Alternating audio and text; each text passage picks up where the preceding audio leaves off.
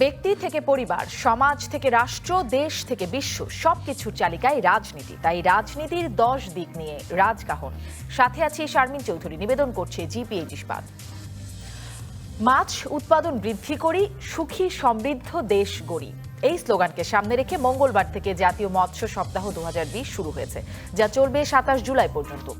মৎস্য সপ্তাহ উপলক্ষে দেশব্যাপী নানা কর্মসূচি গ্রহণ করেছে মৎস্য ও প্রাণী সম্পদ মন্ত্রণালয়। বাংলাদেশে মোট উৎপাদিত মাছের প্রায় 12% আসে শুধু ইলিশ থেকে, যা একক প্রজাতি হিসেবে সর্বোচ্চ। পরিসংখ্যান অনুযায়ী 2007-08 অর্থ বছর থেকে 2019-20 সমাপ্ত অর্থ বছর পর্যন্ত 11 বছরের ব্যবধানে দেশে ইলিশ উৎপাদন বেড়েছে প্রায় 84%। করোনার কারণে নদ নদীতে 65 দিন লঞ্চ বন্ধ, মাছ শিকার বন্ধ ও সমুদ্র দূষণমুক্ত থাকায় এবার সেই রেকর্ডও ভেঙে ইলিশ উৎপাদনের নতুন রেকর্ড সৃষ্টি হতে যাচ্ছে। তবে এবার প্রচুর ইলিশ উৎপাদনের সম্ভাবনা থাকলেও করোনা ও আমফানের কারণে মৎস্য চাষিরা গত মার্চ থেকে মে পর্যন্ত হ্যাচারি থেকে পোনা সংগ্রহ করতে না পারায় বিশেষজ্ঞদের অনেকেই বলছেন এবছর চাষ করা মাছের উৎপাদন কম হবে। এসব নিয়ে আলোচনায় আজ রাজকাহনে অতিথি হিসেবে যুক্ত আছেন মৎস্য ও প্রাণী সম্পদ মন্ত্রী শ.ম. রেজাউল করিম এমপি, আছেন মৎস্য অধিদপ্তরের মহাপরিচালক কাজী শামস আফরোজ, আছেন বাংলাদেশ মৎস্য গবেষণা ইনস্টিটিউটের মুখ্য বৈজ্ঞানিক কর্মকর্তা ও ইলিশ গবেষক ডক্টর মোহাম্মদ আনিসুর রহমান, আছেন ওয়ার্ল্ড ফিশের ইকোফিশ 2 প্রকল্পের বিজ্ঞানী ডক্টর মোহাম্মদ জলিলুর রহমান এবং আছেন নৌ পুলিশের ডিআইজি মোহাম্মদ আতিকুল ইসলাম। স্বাগত আপনাদের 5 জনকেই। আজকে রাজকাহনের শিরোনাম ঠিক করেছি মৎস্য সম্পদে কতটা এগোলাম, মানে আমাদের দেশ কতটা এগোলো, এই আলোচনায় আজকের রাজকাহনে আনতে চাই। মাননীয় মন্ত্রী, আপনার কাছ থেকে শুরুতে জানতে চাই যে এই যে ঘটা করে মানে আমরা একটা সপ্তাহ উদযাপন করছি, এই সপ্তাহ উদযাপনের মানে মৎস্য সপ্তাহ উদযাপনের উদ্দেশ্য কি, এটির গুরুত্ব যদি আমাদেরকে ছোট করে একটু বলতেন। ধন্যবাদ আপনাকে এবং আমার সঙ্গে যারা আলোচনায় অংশগ্রহণ করছেন তাদের সকলকে। আমরা মৎস্য সপ্তাহ উদযাপনের অন্যতম কারণটা হচ্ছে মৎস্য খাতটিকে আরো বেশি সমৃদ্ধ করতে চাই, এই ক্ষেত্রে মানুষকে সচেতন করতে চাই, মানুষকে আকৃষ্ট করতে চাই। তার প্রয়োজনীয় দিকগুলো বিভিন্ন সময় আমরা নির্দেশনা দিয়ে থাকি, পরামর্শ দিয়ে থাকি, কিন্তু একটি নির্দিষ্ট সপ্তাহে আমরা বিশেষভাবে আমাদের সাফল্য, আমাদের আকাঙ্ক্ষা এবং সকলকে নিয়ে যে করণীয় সেই বিষয়গুলোকে দেশব্যাপী আমরা ছড়িয়ে দিতে চাই, যেটা প্রতিনিয়ত দেওয়া সম্ভব হয় না। সে লক্ষ্যকে কেন্দ্র করেই কিন্তু আমরা এটা করেছি। এবং দেশ স্বাধীন হওয়ার পরে আমাদের জাতির জনক মহান বঙ্গবন্ধু শেখ মুজিবুর রহমান তিনি কিন্তু মাছকে বিশ্বের দ্বিতীয় সর্বোচ্চ বৈদেশিক মুদ্রা অর্জনের একটি খাত হবে এই প্রত্যয়ের কথা বলেছিলেন, যেটা তার সুযোগ্য কন্যা মাননীয় প্রধানমন্ত্রী জননেত্রী শেখ হাসিনার নেতৃত্বে ইতিমধ্যে কিন্তু আমরা একটা বড় জায়গায় পৌঁছেছি। সেই বিষয়টাকে আরো কিভাবে সমৃদ্ধ করা যায় সেই জন্যই কিন্তু আমরা মৎস্য সপ্তাহটার আয়োজন করে থাকি। অনেক ধন্যবাদ মাননীয় মন্ত্রী। আপনি বলছিলেন আরো সমৃদ্ধ করতে চাই, এই জন্যই বিশেষ গুরুত্ব দিয়ে এই সপ্তাহ উদযাপন। কিভাবে সমৃদ্ধ করতে চাইছি আমরা, কিভাবে পারবো সেটিও নিশ্চয়ই জানবো, কিন্তু এখন আসলে কি অবস্থা? কাজী শামস আফরোজ, আপনি যদি আমাদেরকে জানান আমাদের মৎস্য সম্পদের অবস্থান কেমন, আমাদের প্রতুলতা, প্রাচুর্যতা, স্বয়ংসম্পূর্ণতা আসলে কোন অবস্থানে আমরা?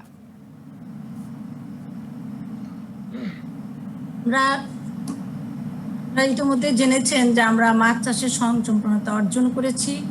আমাদের এখন 2018-19 সালে আমাদের উৎপাদন বেড়ে হয়েছে 43.84 লক্ষ মেট্রিক টন।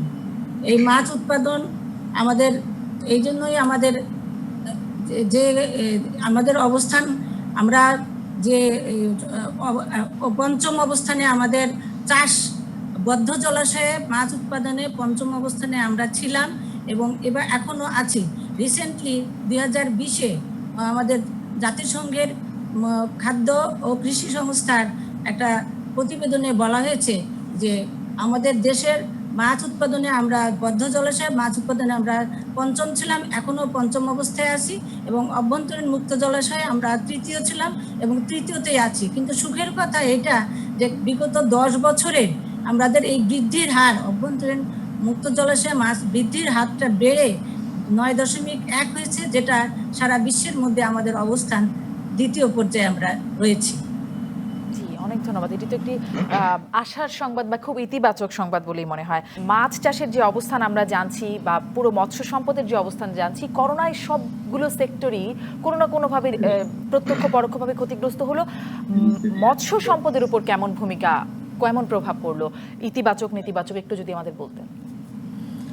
ধন্যবাদ সকল দর্শক শ্রোতা এবং আমার সঙ্গে এই ভার্চুয়াল কনফারেন্সে সবাই আছে আমাদের মাননীয় মন্ত্রী মহোদয় সহ আমি সকলকে সালাম জানাচ্ছি। এবং এটি একটি ভালো খবর বলবো, করোনায় সমস্ত কিছু সারা বিশ্ব স্তব্ধ হয়ে গেছে, সেখানে আমরা একটু যেন উল্টো খবর বলতে যাচ্ছি। করোনার কারণেই তো অনেক কিছু বন্ধ হয়েছে, ইন্ডাস্ট্রি বন্ধ হয়েছে, নৌ চলাচল বন্ধ হয়েছে। আমার যে স্যাম্পলিংগুলো হয় এর ভিতর থেকে আমি বাস্তবে এখনও আমি ফিল্ডে স্যাম্পলিং করতে যাই, রিসেন্ট স্যাম্পলিংগুলোতে লক্ষ্য করেছি পানির যে গুণাগুণ অনেক ভালো। Dissolved oxygen, carbon dioxide, hardness, alkalinity যেগুলো পানিতে থাকলে মাছের খাদ্য উৎপাদন সঠিক হয়, সেই জিনিসগুলো কাঙ্ক্ষিত মাত্রায় রয়েছে, যে কারণে পানির গুণাগুণ ভালো থাকায় মাছের উৎপাদনের উপরে বরং ইতিবাচক একটা প্রভাব পড়তে যাচ্ছে। আমি খুব আশাবাদী যে এই যে প্ল্যাঙ্কটন মাছে খায়, ফাইটোপ্ল্যাঙ্কটন, জুওপ্ল্যাঙ্কটন, এরও জন্য বৈচিত্র্য এসেছে এটার ভিতরে, যে কারণে পানির যে অবস্থা এবং পরিবেশ যেখানে মাছ থাকে সেটির অবস্থা ভালো। অর্থাৎ যদি এখানে ইলিশের কথা বলি, তারা গভীর সাগর থেকে মোহনা হয়ে প্রধান নদ নদীতে চলে আসে, কোথাও তারা কোনো বাধা পায়নি, মাইগ্রেশন সঠিক করছে, বিচরণ সঠিক করে সঠিক খাবার দাবার খেতে পারে, শুধু ইলিশ না সমস্ত মাছই। এবং আমি প্রায় 3 দশকের বেশি সময় ধরে ইলিশ গবেষণায় থাকার কারণে আসলে আমার একটা ইনসাইট এই সুযোগে আমি বলতে চাই যে এখানে আমি বৃহৎ এই সাগর মোহনা নদীকে একটা পুকুর যদি চিন্তা করি, তো সেখানে পানি যত ভালো থাকবে মাছের উৎপাদন তত ভালো হবে। তাহলে পোনা দেই কিভাবে পুকুরে, আর খাবার দেই কিভাবে? এই যে ব্যবস্থাপনাটা এসেছে গবেষণায় ধরা পড়েছে যে জাটকা, আজকের জাটকা আগামী দিনের বড় ইলিশ, এই জাটকা যদি ধরা বন্ধ রাখা যায় তাহলে যথাযথ ইলিশ পাওয়া যাবে। জাটকা আসে কোথা থেকে? মা ইলিশ থেকে। আমরা পরবর্তীতে মা ইলিশ যাতে সংরক্ষণ করা যায় সেই ব্যবস্থার দিকে চলে গিয়েছি। এবং এইটা হচ্ছে কিভাবে? অভয়াশ্রম বাস্তবায়নের মাধ্যমে। তার সঙ্গে নতুন মাত্রা যুক্ত হয়েছে 2017 সাল থেকে, স্ট্রিক্টলি প্রতিপালন করা হচ্ছে। মাননীয় মন্ত্রী মহোদয় এখানে আছেন যে আমাদের মন্ত্রণালয় খুবই সজাগ এবং সাগরে 65 দিন তাদের সুরক্ষা পাওয়াতে তারা জীবনচক্র সঠিকভাবে সম্পন্ন করতে পারে, যে কারণে একবার এই নদীতে এসে সাগর হয়ে আবার ফিরে আসলে তাদের যে ডিমের সক্ষমতা সেটা সব থেকে পটেনশিয়াল হয়। এই যে 3টি কথা বললাম, অভয়াশ্রম বাস্তবায়ন, তারপরে মাইলি সুরক্ষা এবং জাটকা সংরক্ষণ, অন্যান্য মাছের ক্ষেত্রে প্রযোজ্য, প্রতিটার কোনোটা ক্ষেত্রে আজকে যে করোনা সারা বিশ্বকে স্তব্ধ করে দিয়েছে, কোনোটিকেই ক্ষতিগ্রস্ত করতে পারছে না। সেই জন্য সাময়িক কোনো জেলেরা মাছ ধরতে যেতে না পারলেও আমরা খুব আশাবাদী যে আমাদের প্রচুর বড় বড় স্বাদের ইলিশ আসতে যাচ্ছে। মৎস্য উৎপাদন, উন্মুক্ত জলাশয় উৎপাদন খুবই দারুণ ব্যাপার, খুবই আশার খবর। এত নেতিবাচক খবরের মধ্যে খুবই আশার খবর শুনতে পাচ্ছি। কিন্তু আমরা যেটি শুনছি, আমি এই বিষয়টি যদি ডক্টর মোহাম্মদ জলিলুর রহমান আপনিও আমাদেরকে বলেন, আমাদের অবস্থানে আপনার বিশ্লেষণ, মৎস্য সম্পদে আপনার বিশ্লেষণের সাথে সাথে যদি এটিও বলেন যে যেটি আমরা ইলিশের একটা মানে আশাবাদী যেখানে হচ্ছে ইলিশ সম্পদের ক্ষেত্রে, সেখানে আমরা শুনছি চাঁদপুরে কাঙ্ক্ষিত ইলিশের দেখা নেই, এরকম খবরও আমরা পাচ্ছি। এটাও যদি আপনি একটু বলেন যে এরকমটা কেন হচ্ছে, যদি সবই ভালো থাকে তো। ধন্যবাদ আপনাকে। আমি দর্শক শ্রোতা সবাইকে সালাম ও শুভেচ্ছা জানিয়ে কয়েকটি তথ্য আগে তুলে ধরতে চাই যে আমাদের ইলিশের যে উৎপাদন আমরা এর আগে 2014-15 সালে দেখেছি, তার থেকে অনেক গুণ বৃদ্ধি পেয়েছে, এটা আপামর জনসাধারণ সবাই জানে। এবং আমরা বিজ্ঞানী হিসাবে এটি আরো যে কি পরিমাণে নদী বা সাগরে বেড়েছে সেটি আমরা বিভিন্ন তথ্যপত্রের ভিত্তিতে নির্ণয় করেছি। এবং 1916 সালে আমরা দেখেছি যে সর্বোচ্চ উৎপাদন যেটা আমাদের নদী সাগরে আছে, যেটা থেকে আমরা যদি সঠিক আকারের মাছ ধরি, অর্থাৎ যেটা 25 সেন্টিমিটার তার নিচে ধরবো না, সে সময় ছিল কিন্তু আমাদের 5,26,000 মেট্রিক টন। কিন্তু এটি আরো বেড়ে বর্তমানে আমরা 19 সালে দেখেছি যে আমরা যদি এই আকারটা সঠিকভাবে মেনে চলতে পারি, অর্থাৎ 25 সেন্টিমিটারের ছোট ইলিশ আমরা ধরবো না, তাহলে কিন্তু আমরা 6,90,000 মেট্রিক টন পর্যন্ত ইলিশ আমরা আহরণ করতে পারবো, যে আমাদের যে পরিমাণে ইলিশ আমাদের এই এখন মজুদ আছে। এর জন্য আমাদের কিন্তু কয়েকটি ব্যবস্থাপনা আরো জোরদার করতে হবে। যে তার ভিতরে একটি হলো যে আমাদের যে ফাঁস জালগুলো আছে সেটির আকার সেই ফাঁসের আকারটা এই যে 25 সেন্টিমিটারের মাছ আমরা ধরবো না, সেখানে 25 সেন্টিমিটারের মাছ যাতে বের হয়ে যেতে পারে সেই সঠিক আকারের ফাঁসের ব্যবস্থাপনা করা, যেটা আমি মনে করি যে মন্ত্রণালয়ে বিবেচনাধীন আছে। খুব তাড়াতাড়ি এই আইনটি যদি কার্যকরী হয় বা এটা প্রণয়ন করা হয় তাহলে সেটি আমাদের ব্যবস্থাপনায় আরো সুফল বয়ে আনবে। এছাড়া আরেকটি বিষয় আমি বিশেষভাবে নজর দিতে অনুরোধ করব সকলকে, যে আমাদের যারা জেলে ভাই তাদেরকে ব্যবস্থাপনায় আরো বেশি সংযুক্ত করা, যেটা মৎস্য অধিদপ্তর এবং ওয়ার্ল্ড ফিশের যৌথ উদ্যোগে যে মৎস্য প্রাণী সম্পদ মন্ত্রণালয়েরই একটি প্রকল্প, যেটি টিএপিপির মাধ্যমে ইকোফিশ প্রকল্প, যেটির প্রথম পর্যায়ে শেষ হয়েছে, এখন দ্বিতীয় পর্যায়ে আছে। সেই প্রকল্পের একটা মূল উদ্দেশ্য ছিল কিন্তু যে জনগণকে সবাইকে সম্পৃক্ত করে কিভাবে এই ইলিশ ব্যবস্থাপনাটাকে আরো সুচারুরূপে পরিচালিত করা যায়। যার জন্য আমরা গ্রামে গ্রামে বিভিন্ন যে সমস্ত মৎস্য গ্রাম আমরা বলি, সেই মৎস্য গ্রামে যে জেলেদেরকে সুসংগঠিত করে তাদেরকে বিভিন্ন গ্রুপে ভাগ করে করে তাদেরকে তারা যাতে নিজেরা ডিমলা মাছ ধরবে না বা ছোট জাটকা ধরবে না এবং অন্যদেরকেও ধরতে দিবে না, তার জন্য তাদেরকে সহায়তা করার জন্য কমিউনিটি ফিশ গার্ড, যারা এই মৎস্য অধিদপ্তরের কর্মকর্তাদের বা আইন প্রয়োগকারী সংস্থাকে খোঁজ খবর দিয়ে কে কোথায় কিভাবে আছে সেই সহায়তাকারী ডক্টর মোহাম্মদ জলিলুর রহমান, আপনার প্রস্তাবনা শুনছেন মাননীয় মন্ত্রী এবং আছেন মহাপরিচালক কাজী শামস আফরোজ, নিশ্চয়ই সেই বিষয়ে তাদের বক্তব্য আমি পরবর্তীতে নেব। আমি মোহাম্মদ আতিকুল ইসলাম, আপনার কাছ থেকেও এটি জানতে চাই যে এই যে চাঁদপুরে কাঙ্ক্ষিত ইলিশের দেখা নেই এরকম খবর আমরা যেটি পাচ্ছি, এই বিষয়ে আমরা যেটি শুনতে পাচ্ছি যে প্রশাসন এই সময় করোনা মোকাবেলায় ব্যস্ত থাকায় অসাধু জেলেরা মার্চ এপ্রিল মাসে মানে যখন আসলে ইলিশের অভয়াশ্রম থাকার কথা তখন তারা মা ইলিশ এবং পোনা নিধন করেছে, এরকম বিষয়টি কি তাই? না, ধন্যবাদ। আসসালামু আলাইকুম, সবাইকে শুভেচ্ছা জানিয়ে মৎস্য সপ্তাহ শুরু হচ্ছে। মাননীয় মন্ত্রী মহোদয় থেকে শুরু করে মৎস্য অধিদপ্তরের কর্মকর্তা সবাইকে শুভেচ্ছা জানিয়ে আমার বক্তব্য শুরু করছি। আমরা আসলে এটার যে বিষয়টি আপনি বললেন যে করোনার কারণে দায়িত্ব পালনের কোনো শিথিলতায় গিয়ে আসলে ইলিশ পাওয়া যাচ্ছে না, বিষয়টি এরকম না। ইলিশ ঠিকই পাওয়া যাচ্ছে এবং এখন বেশ ভালো ইলিশই পাওয়া যাচ্ছে। আর এই ইলিশ পাওয়া যাওয়ার যে বিষয়টা, এটার কাজটা শুরু হয় আমাদের আসলে অক্টোবর মাস থেকে। এখন তো প্রায় শেষের দিকে, আমরা অক্টোবর মাসে আমরা কাজ শুরু করি। এই কাজ শুরু করার যে বিষয়টা, সেটা আমরা আমাদের মাছের সাথে সংশ্লিষ্ট বৈজ্ঞানিক যারা আছেন, মৎস্য অধিদপ্তরের যারা কর্মকর্তা আছেন, তাদের কাছ থেকে আমরা দিক নির্দেশনাটা পাই মোটামুটি। এটা হচ্ছে যে ইলিশের জীবন চক্র ওনারা যেভাবে সাজিয়েছেন, এটা এই জীবন চক্রটাকে ধরেই আমরা কাজ করি। আপনার ইলিশ মাছ আপনার এই সাগর থেকে নদীতে আসে অক্টোবর মাসে, অর্থাৎ আশ্বিন পূর্ণিমার 3 দিন আগে। এটা হচ্ছে 9 অক্টোবর বা 8 অক্টোবর, এরকম একটা সময়। এই সময় যখন এই ইলিশ মাছ ডিম ছাড়তে আসে, তখন এই ঝাঁকে ঝাঁকে ইলিশ আসে এবং তাদেরকে প্রোটেক্ট করতে পারলেই মা ইলিশরা ডিম ছাড়তে পারে। তো আমরা এই বছর অক্টোবর থেকে এই কাজটি করেছি এবং এইখানে যে জিনিসটা হচ্ছে, যেটার আমাদের যেই আভ্যন্তরীণ যে জলাশয় আছে, এই জলাশয় বা ইলিশ এগুলো কোনোটাই সমস্যা না। এটার মধ্যে মেন সমস্যা যেটা হচ্ছে আমাদের কিছু ব্যবসায়িক লোক, যে জিনিসটা হয় যে এই সময়ে আপনার জেলেদেরকে উস্কে দেওয়া হয়, তাদেরকে সামনে নিয়ে আসা হয় এবং এই মা ইলিশগুলো ধরা হয়। তো এবার আমরা অক্টোবরের 9 থেকে 31 তারিখ পর্যন্ত এই জিনিসটা যথাযথভাবে গার্ডিং করতে পেরেছি এবং প্রচুর ইলিশ এবার ডিম ছেড়েছে।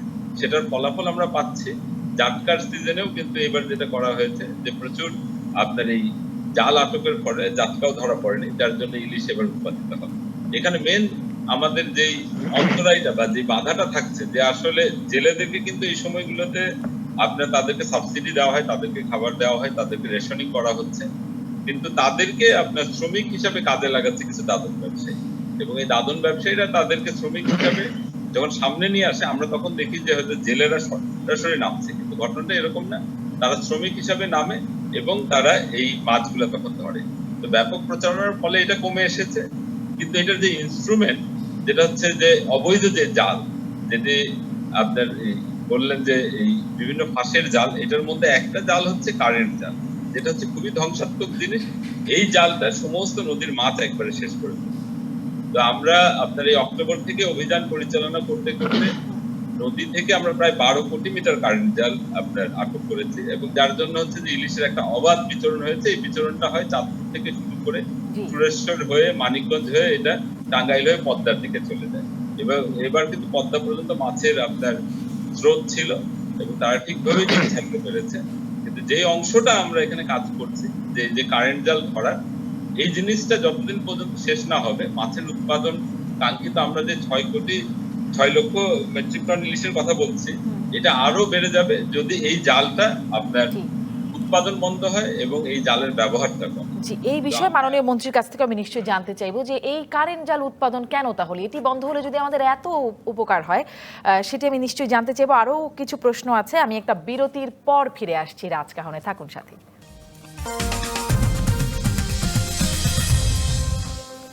ফিরলাম জিপিএইচ ইস্পাত নিবেদিত রাজকাহনে। মাননীয় মন্ত্রীর কাছে একটি প্রশ্ন রেখে গিয়েছিলাম, কিন্তু মাননীয় মন্ত্রীর কাছে যাবার আগে মোহাম্মদ আতিকুল ইসলাম আর একটা বিষয় একটু জানি, যে বিএনপি নেতা রুহুল কবির রিজভী বলছেন যে বঙ্গোপসাগরে বাংলাদেশের সীমানায় এসে অন্য দেশের জেলেরা মাছ ধরে নিয়ে যাচ্ছেন, এবং তিনি আক্ষেপ করছেন যে আমার মাছ আমি খেতে পারবো না। এই বিষয়টা কিভাবে হচ্ছে, আদৌ কতটা হচ্ছে? ধন্যবাদ। এই 65 দিন এখন আপনার সমুদ্রে মাছ ধরা নিষেধ, সমুদ্রে মাছের প্রজনন মৌসুমে আমরা আমাদের যে অংশটা, এই অংশটা আমরা গার্ডিং করি। এখান থেকে আমাদের আপনার জেলে যারা, তাদেরকে কিন্তু এই সময় রেশন দেওয়া হয়, তাদেরকে খাদ্যদ্রব্য সামগ্রী দেওয়া হচ্ছে, এবং আমাদের এই অংশ থেকে কেউ যাচ্ছে না। এবং সেখানে আপনার এই আমাদের যে জেলেরা এই মাছ ধরছে না, এবং গত বছরও এটা কিন্তু মেনটেন করার ফলে প্রচুর মাছ উৎপাদিত হয়েছে। আপনি যদি বলছেন যে সেই বিষয়টা, ওইখানে আমাদের কোস্ট গার্ড আছে, নেভি আছে, নেভির এখন জাহাজ আছে, এই রকমের কোনো রিপোর্ট কিন্তু এখানে আসছে না বা আমরা কোথাও দেখিনি। অনেক ধন্যবাদ। আমি মাননীয় মন্ত্রী আপনার কাছেও এই বিষয়টা শুনে আমি পরের প্রশ্নে যেতে চাই, যে জনাব রুহুল কবির রিজভী বলছেন অন্য দেশের জেলেরা এসে বঙ্গোপসাগরের বাংলাদেশের সীমানায় এসে মাছ ধরে নিয়ে। দেখুন রুহুল কবির রিজভীদের কাজটি হচ্ছে সরকারের বিরুদ্ধে কি কি বলা যায় সেগুলো নিয়ে একটা রিসার্চ করে, সারাদিনের রিসার্চ, সন্ধ্যার সময় একটা প্রেস ব্রিফিং করে। এর পাশাপাশি কি একবারও বলছে যে সমুদ্র সীমা যেটা বাংলাদেশের প্রায় সমপরিমাণের একটি জায়গা, বিশ্বের সেরা কূটনীতির মধ্য দিয়ে মাননীয় প্রধানমন্ত্রী শেখ হাসিনা অর্জন করে সমুদ্র সীমায় যে অধিকার প্রতিষ্ঠিত করছেন সেটা বলেন না। এখন চুরিচামারি করে ফাঁকে জোকে কোনো মাঝে মধ্যে দু একটি ট্রলার যে আসে না কথা বলা যাবে না, তবে আমাদের কোস্ট গার্ড, আমাদের নৌ পুলিশ সহ আমাদের অন্যান্য প্রতিষ্ঠান তারা সক্রিয়ভাবে সেখানে আছে। আমরা এ পর্যন্ত অনেকগুলো বিদেশি ট্রলারকে গ্রেপ্তার করেছি, ট্রলার যারা ছিল তাদেরকে অ্যারেস্ট করেছি, আইনের আওতায় আনা হয়েছে। অতীতে যে অবস্থাটা ছিল সেই অবস্থাটা নাই। একেবারেই যে কিছু হচ্ছে না কথা বলবো না, কিন্তু আমাদের ল এনফোর্সিং এজেন্সি অন্যান্য যারা, তারা সদা জাগ্রত থেকে বাংলাদেশের সার্বভৌমত্বের যে এলাকাটা সমুদ্রে, সেই এলাকায় আমাদের সম্পদ যাতে কেউ নিতে না পারে সেজন্য সর্বোচ্চ চেষ্টা আমরা অব্যাহত রেখেছি। অনেক ধন্যবাদ। মাননীয় মন্ত্রী, যে প্রশ্নটা এর আগে আসছিল যে শুধুমাত্র কারেন্ট জালটাই যদি কমানো যায় তাহলেই আমরা অনেক বেশি ইলিশ আহরণ করতে পারবো, আরো বেশি আমাদের প্রাচুর্যতা আসবে, সেটা কেন বন্ধ করা যাচ্ছে না? দেখুন, কারেন্ট জাল ব্যবহার করা যাবে না, এটা আইন আছে। আমি কি বলবো, এই করোনাকালীন সময়ে মানুষ তার নিজের শ্বাস প্রশ্বাসকে সংযুক্ত বাইরের সঙ্গে যাতে না হয় চমৎকার ভাবে রেখে নিজেকে রক্ষা করার জন্য যে ইনস্ট্রুমেন্ট, সেটাকেও জালিয়াতি দেশে করে। এক শ্রেণীর মানুষ আছে, দেখতে মানুষ কিন্তু প্র্যাকটিক্যালি তারা অমানুষ। এই কারেন্ট জাল, বেহুন্দি জাল, অন্যান্য জাল, যেটা ইতিমধ্যে আমাদের নৌ পুলিশের ডিআইজি সাহেব বললেন, ডেপুটি ইন্সপেক্টর জেনারেল, যে আমরা কি পরিমাণ জাল এবার ধরছি, এবং ধরার পর সে জালগুলো কিন্তু আমরা পুড়িয়ে ফেলতেছি, মামলা করতেছি, জেলে নিচ্ছি। যে জেলেদের এরা ব্যবহার করতেছে তার নেপথ্যে একটি মহল রয়েছে, আমরা কিন্তু এবার তাদের বিরুদ্ধে মামলা করেছি। একটা রাজনৈতিক দলের প্রধান একটা অঞ্চলের, তাকেও কিন্তু আমরা মামলায় আসামি করে তার বাড়ি থেকে জাল উদ্ধার করা হয়েছে। আমরা কাউকে ছাড় দিচ্ছি না, কিন্তু দীর্ঘদিনের একটি প্র্যাকটিস অতি গোপনে করে। কখনো তারা বলে যে এটা কনস্ট্রাকশনের বিল্ডিং এর জন্য এই জালগুলো আমরা তৈরি করছি, কখনো বলতেছে যে এই জালগুলো আমরা অন্য কাজে ব্যবহার করব। আমি ক্লিয়ার ইনস্ট্রাকশন দিয়েছি, কোনো কথা শুনতে চাই না। যে জাল আমার দেশের মাছের সমৃদ্ধি বিস্তারের ক্ষেত্রে ক্ষতিকর, সেই জাল যেখানে পাওয়া যাবে সেখানে আগুন দিতে হবে। আমরা মোবাইল কোড করে সেখানে আমাদের নির্বাহী ম্যাজিস্ট্রেট থাকতেছেন এবং আমাদের ডিআইজি আতিক সাহেব এবং তার টিম সহ আমরা এবার যে পদক্ষেপটা নিয়েছি, এই পদক্ষেপটা ইনশাআল্লাহ আমরা অব্যাহত রাখবো। কারো দুঃসাহস থাকবে না নতুন করে কারেন্ট জাল এই বেহুন্দি জাল বা যে কোনো নামে জাল নদীতে বিস্তার করে মাছের বংশ বিস্তার বা জাটকা ধরার ক্ষেত্রে এটা আমরা যে অবস্থানটা এবারে নিয়েছি, এই কঠোর অবস্থানটা আমরা রক্ষা করতে চাই। ইনশাআল্লাহ আমরা আগামীতে এই দুঃসাহস আর কেউ রাখবে না, এটা আশ্বস্ত আমাদের হতে চাই মাননীয় মন্ত্রী, অনেক ধন্যবাদ। আশ্বস্ত হতে চাই আপনার কথায়। কাজী শামস আফরোজ, আপনি বলছিলেন যে বদ্ধ জলাশয়ে মাছ চাষে পঞ্চম অবস্থানে বাংলাদেশ, কিন্তু বাংলাদেশ মৎস্যজীবী ফেডারেশনের একটা তথ্য পাচ্ছি, তারা বলছে যে গত 3 মাসে দেশে মাছের উৎপাদন 60% কমে গেছে। এই বিষয়টা একটু বলবেন যে আসলে কি হলো এই পরিসংখ্যানটা সম্পর্কে? আসলে করোনার কারণে প্রথম দিকে শুরুতে একটু সমস্যা ছিল, কিন্তু আমরা সরকারিভাবে আমাদের যাতে উৎপাদন ব্যাহত না হয় সেজন্য কিন্তু আমরা প্রথম থেকেই চেষ্টা চালিয়ে যাচ্ছিলাম। আমাদের সরকারি খামারগুলো যেখানে রেণু উৎপাদন হয়, সেই রেণু থেকে পোনা হয়, এটা আমরা করোনাকালীন সময়েও আমরা এটা চালু রেখেছি। এবং পরবর্তীতে যারা বেসরকারি যারা পোনা উৎপাদন করে এবং যে হ্যাচারিগুলো আছে এগুলো যাতে চালু থাকে সেজন্য কিন্তু আমরা এটা পরবর্তী তাদের সঙ্গে যোগাযোগ করে এটাকে আমরা অব্যাহত রেখেছি। এবং আমাদের মাননীয় মন্ত্রী মহোদয়ের নির্দেশনায় আমাদের একটা কন্ট্রোল রুম খোলা হয়েছিল এবং চিঠি দেওয়া হয়েছিল, সেটা আমরা সার্কুলেট করেছি এই কারণে যাতে কোনো রকমে যাতে রাস্তাঘাটে যাতে তারা বাধাপ্রাপ্ত না হয়, তারা সবাই তাদের যার এটা জরুরি ভিত্তিতে, যেহেতু একটা উৎপাদনমুখী একটা কার্যক্রম, এই কার্যক্রমে ব্যাহত না হয় সেজন্য আমরা সবাইকে প্রচারণা করেছি।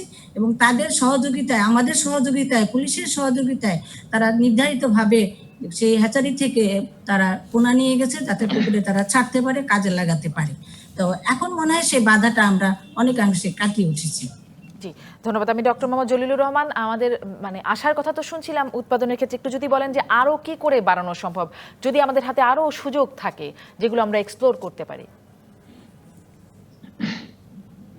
অবশ্যই আমাদের অনেক সুযোগ আছে, ভবিষ্যতে আরো অনেক কিছু করণীয় আছে।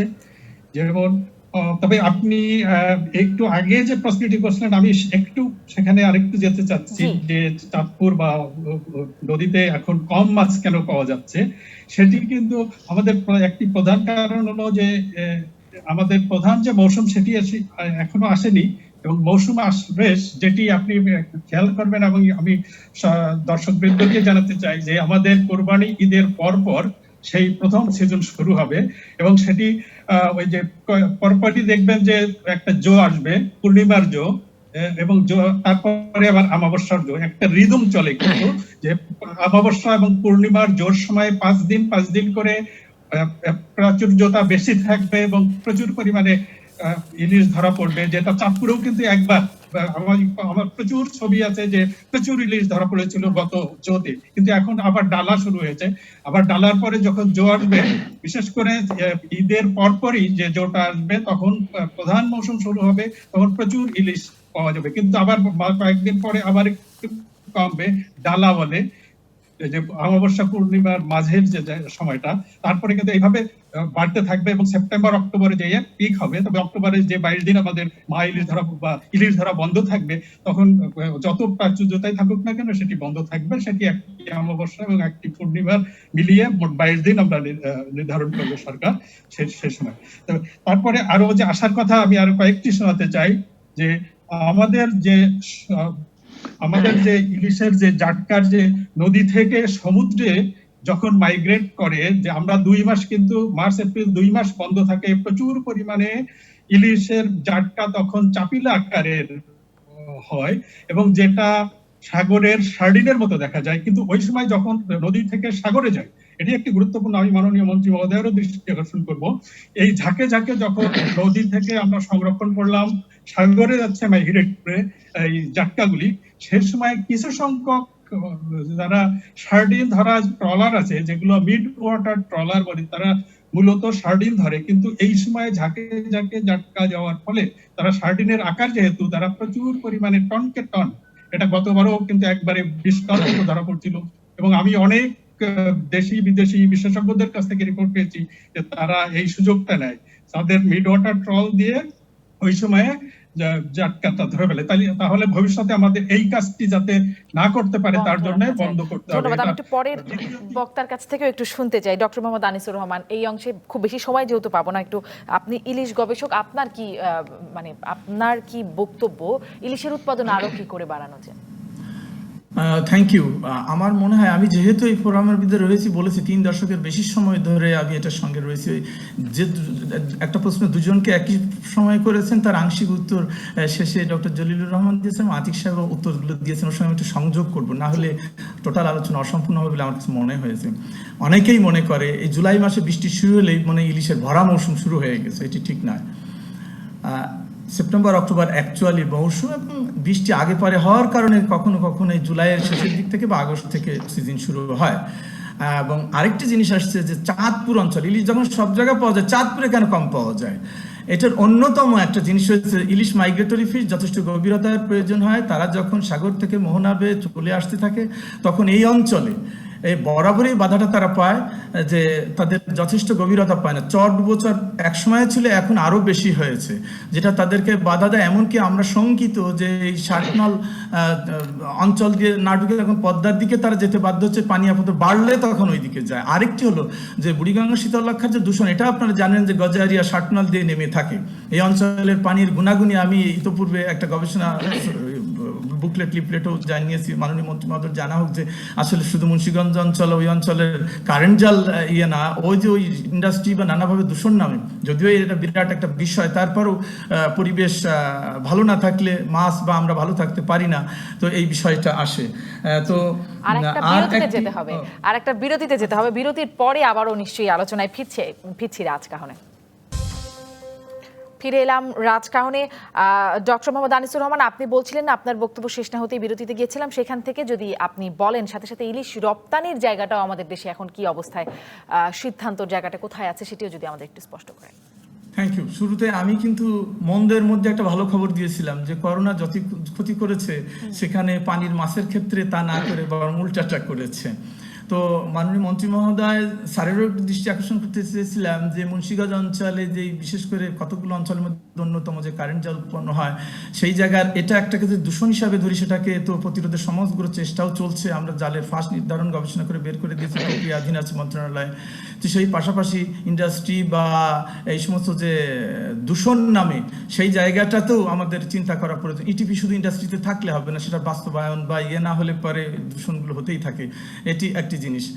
আর আমাদের যে টোটাল জলাশয়, এখন আমরা এটি চিন্তা করেছি যে মাছ গত বছর 49.92% ইলিশ ডিম ছেড়েছিল, অর্থাৎ 48.92, অর্থাৎ প্রায় 49% মা ইলিশ ডিম ছাড়ার সুযোগ পেয়েছিল, যেটা আতিক সাহেব বলেছেন যে প্রচুর ইলিশ রেকর্ড পরিমাণ ডিম ছাড়ার সুযোগ পেয়েছিল।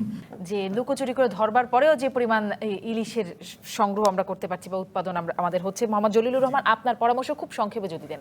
ইলিশ যদিও প্রচুর 20 লাখ পর্যন্ত একটা মাঝারি সাইজের 1 কেজি ওজনের ইলিশ ডিম দেয়, কিন্তু এটার বাচ্চা যেটা হয় ইলিশের পোনা, সেটি কিন্তু মাত্র 2 ভাগ, শতকরা 2 ভাগ বেঁচে থাকে।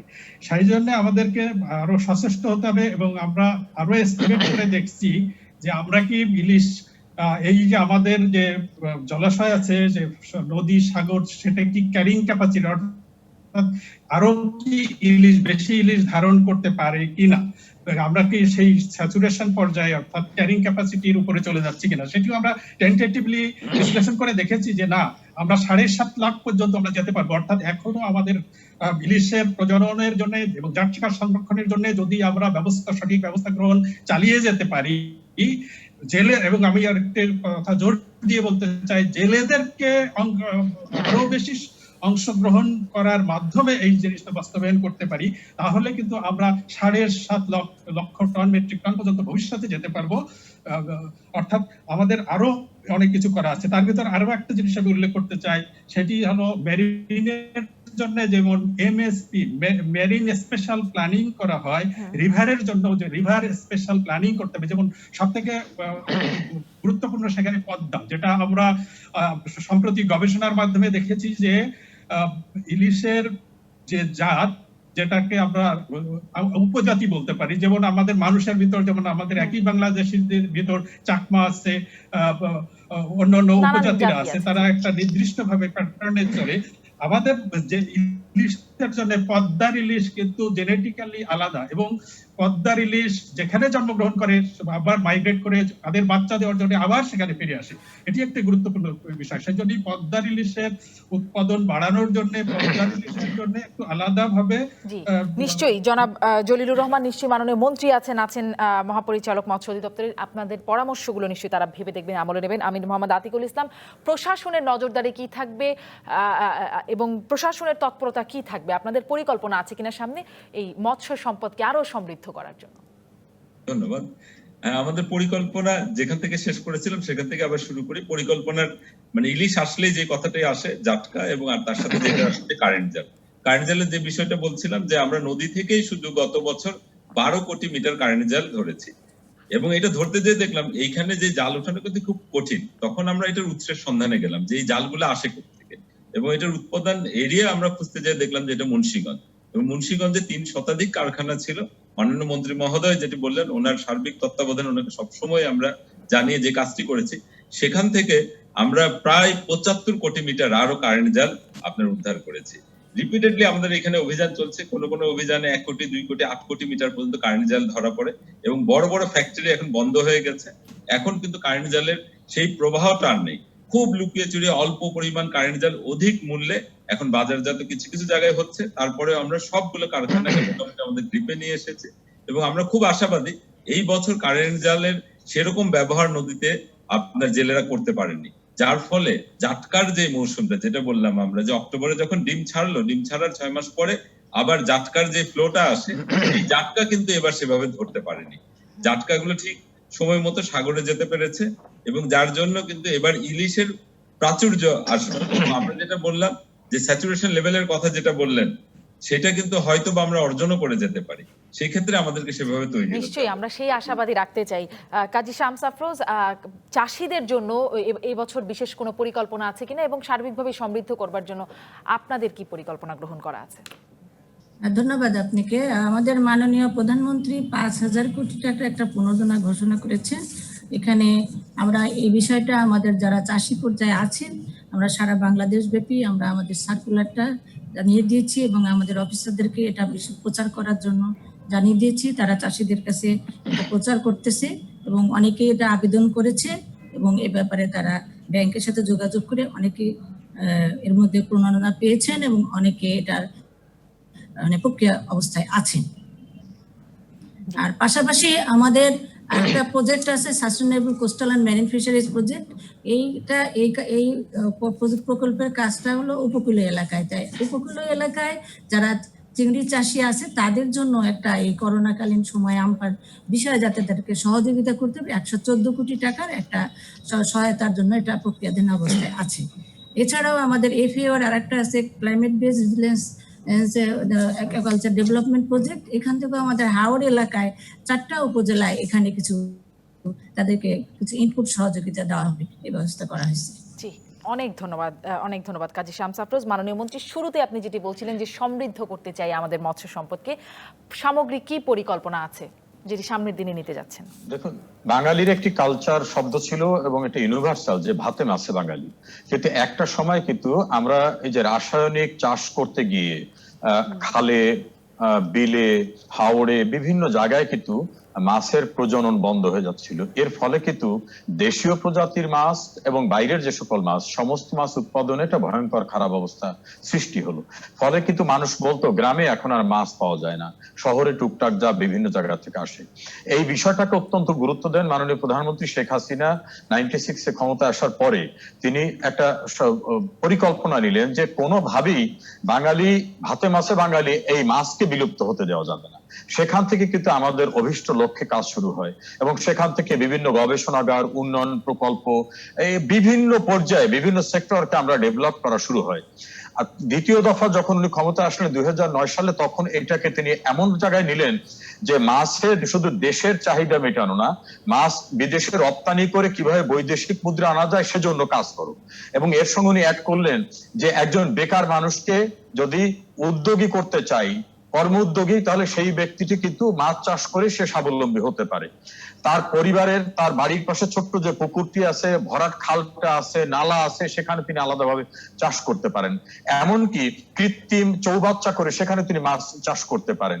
সেক্ষেত্রে তাদেরকে আমাদের টেকনিক্যাল সাপোর্ট দিতে হবে, তাদের বীজ সরবরাহ করতে হবে, প্রজনন প্রক্রিয়ায় বিভিন্ন সহায়তা করতে হবে। এই বিষয়গুলোকে সামনে রেখে কিন্তু আমরা কাজ করলাম। এর ফলে এবার দেখবেন হালদায় বাংলাদেশের ইতিহাসে এবার সর্বোচ্চ পরিমাণ রেণু পোনা সংগ্রহ করা সম্ভব হয়েছে, এবং বাংলাদেশের ইতিহাসে এবার সর্বোচ্চ পরিমাণ কারেন্ট জাল আমরা আতিক এবং তার লোকদের সমন্বয়ে আমরা ধরতে পেরেছি।